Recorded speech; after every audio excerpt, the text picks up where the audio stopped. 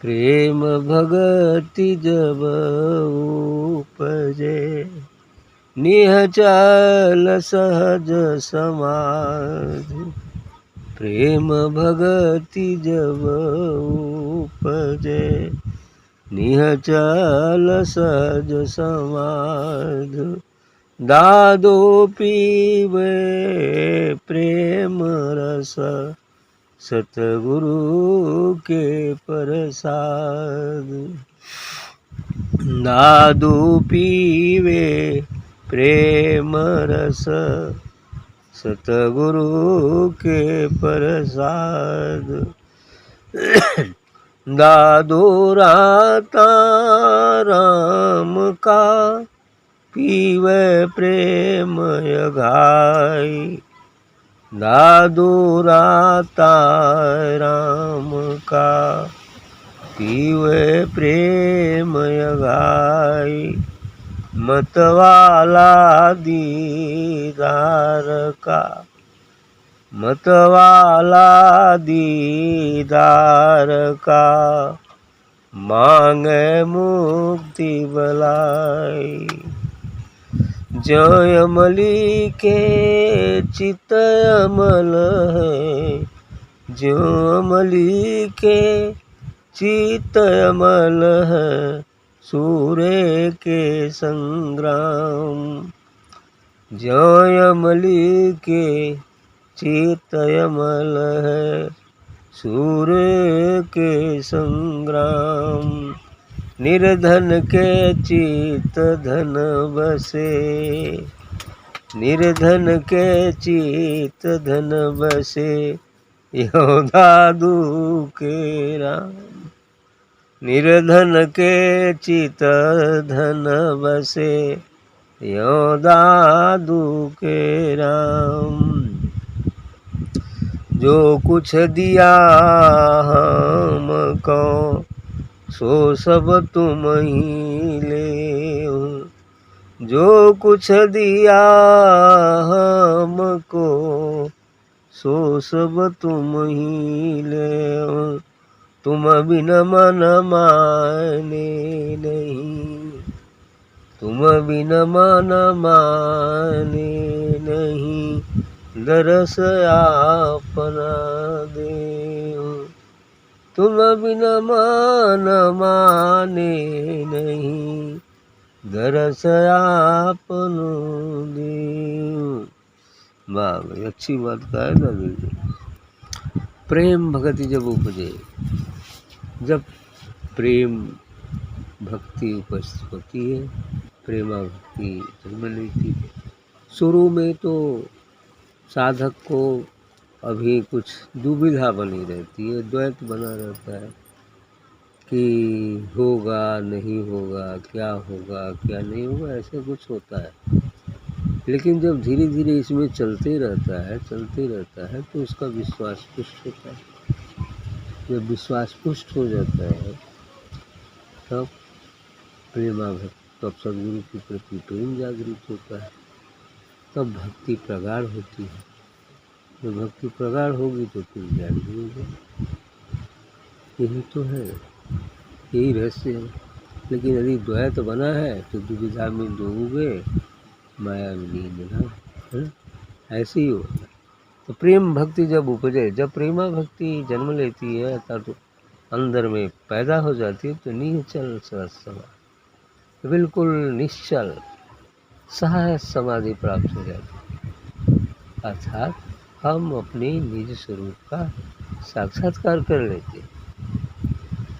और सहज समाधि, सहज समाधि सबसे ऊपर, अर्थात उठते बैठते चलते फिरते सोते जाते खाते पीते हर समय हम सद्गुरु का ही साक्षात्कार करते हैं, है ना? उसके दिव्य स्वरूप का साक्षात्कार करते, तो सहज समाधि है। कभी सामने सहज समाधि को गाना, संतो सहज समाधि बड़ी, है ना? तो सबसे ऊंची समाधि क्या है? सहज समाधि। ठीक है, सहज समाधि सबसे ऊंची समाधि, संतो सहज समाधि बड़ी। तो सहज समाधि का मतलब उसी में समा जाना, है ना? हम आ जाएंगे तो हर जगह वही दिखलाई देगा। दादू पीवे प्रेम रस सदगुरु के प्रसाद। तो दादू जी का कहना है कि ये दादू तो अब वही प्रेम रस, आत्मा ही प्रेम है और आत्मा से निकलने वाले दिव्य फल ही प्रेम रस। क्या है? प्रेम रस है। तो दादू पीवे प्रेम रस सदगुरु के प्रसाद, वही सदगुरु की प्रसादी है। क्या है? प्रसाद है। सबसे अच्छी प्रसाद वही है। वैसे जो प्रसाद अर्पण किया जाता है सदगुरु को तो वही तेज उसमें भी आ जाता है, इसीलिए प्रसाद हो जाता है ना। लेकिन दुनिया के देखने में क्या रहता है? मिठाई या नमकीन या पेड़ा या बर्फी ये रहता है ना। लेकिन सदगुरु की नज़र में क्या होता है? वो तो प्रसाद बन गया ना। जब वो दिव्य तेज उसमें मिल जाता है तो प्रसाद हो जाता है। वो चाहे कुछ भी हो सकता है, तो राख भी हो, सरकार तो राख ही बना देती थी है ना। उससे कल्याण होता था लोग, है ना। तब राख ही प्रसाद बन जाती है। कुछ भी प्रसाद हो सकता, बस उसका तेज उसमें मिक्स हो जाए, है ना, तो प्रसाद हो जाएगी। लेकिन साधारण दृष्टि से वो वस्तु दिखेगी, है ना। हाँ, यही कारण था ना वो वाला कथा, जब पीपा जी गए थे, है ना, सुने है ना, हरिदास जी से। तो दोनों में वो भेकर बना रहे थे, उसी में से थोड़ा सा मौज में आए तो उठा कर दिए, समझ गई इसे यही लेकर दी थी। और बस नाटक किया कि पानी ऐसे लगाया, पानी नीचे गिर गया, मुँह खोख लिया, तो कहाँ से ज्ञान होगा? बस किया तो ज्ञान कहाँ से होगा, है ना। बाद में फिर उसको एक धोबिन लड़की कोई छुड़ाई थी तो उसको ज्ञान हो। ऐसे थोड़ी उन बातों पर नहीं जा रहे हैं, है ना। तो वही बात है, प्रसाद जिसमें परमात्मा का स्वाद मिला, जिसमें सदगुरु का आशीर्वाद मिला, वो प्रसाद है। तो दादू पीवे प्रेम रस सदगुरु के प्रसाद, वो सदगुरु के प्रसाद पीता है। आय करें दादू राता राम का पीवे प्रेम अघाय। दादू तो उस राम में ही रत है ना। उस राम में ही रत है, हर समय उठत बैठत सोवत जागत सब समय राम ही है। सदगुरु सदगुरु परमात्मा परमात्मा कुछ भी करिए। ऐसे ही जो शब्द अच्छा लगे, दादू राता राम का पीवे प्रेम अघाय।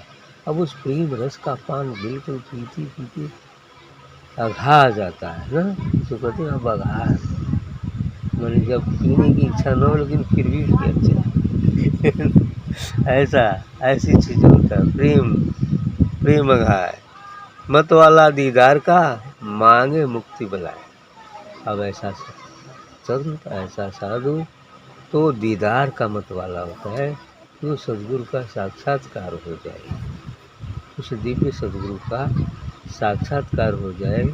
ये जो है मत वाला दीदार का मांगे मुक्ति बुलाए।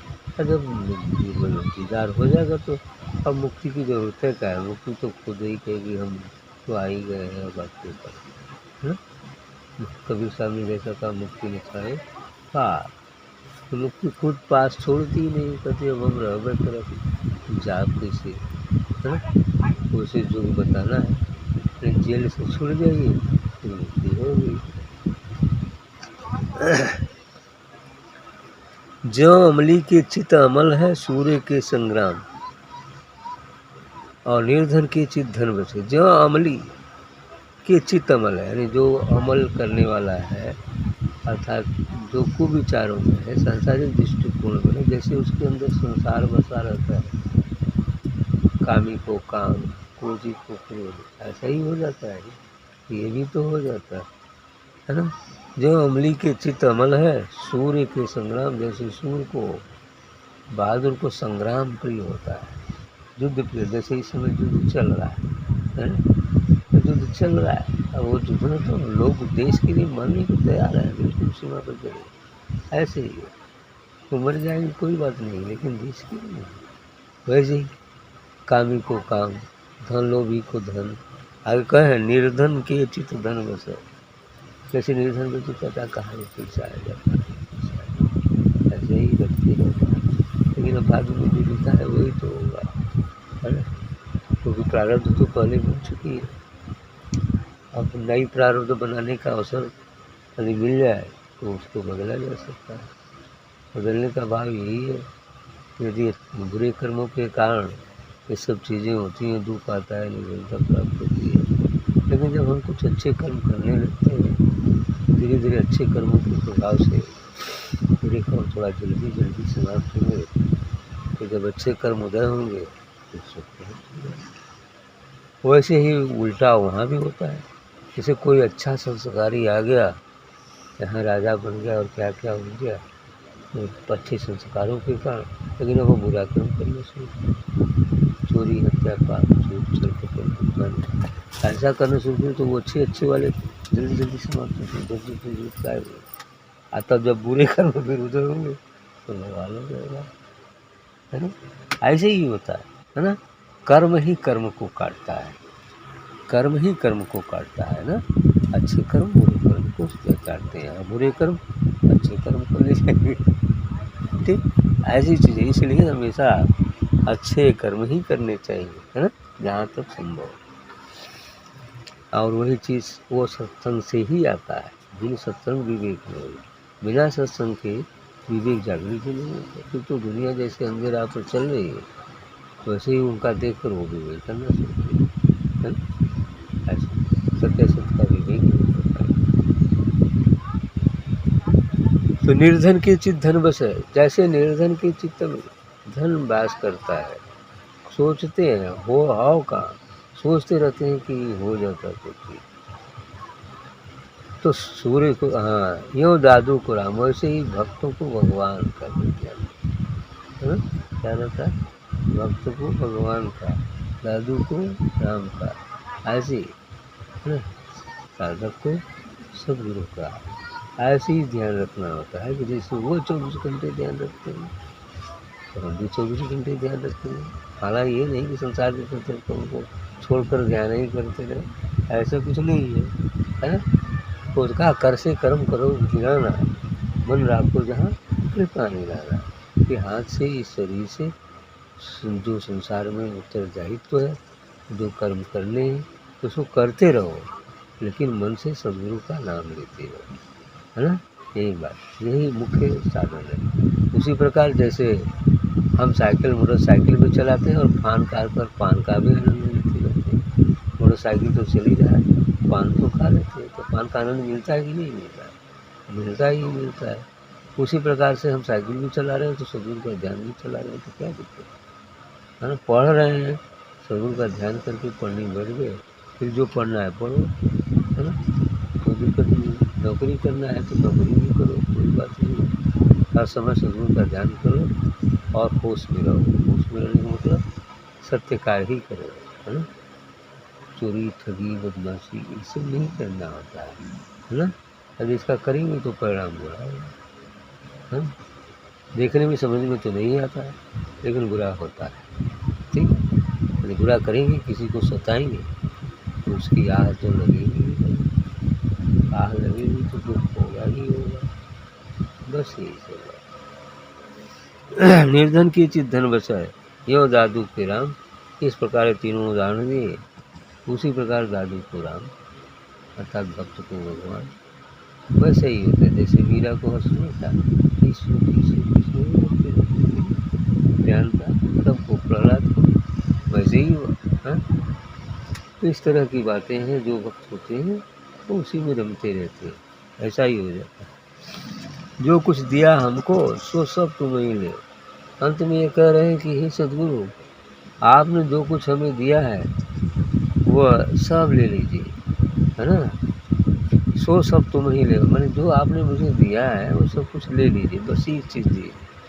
तुम बिन मन माने नहीं दरस आप ना दो। आपके बिना तो ये मन शांत होता ही नहीं, मानता ही नहीं। बस आप अपना दर्शन दे दीजिए, बाकी जो कुछ है आप ले लीजिए, है ना, इसमें कोई फर्क नहीं है। लेकिन अपना दर्शन बस दे दीजिए, बस यही मुझे ठीक।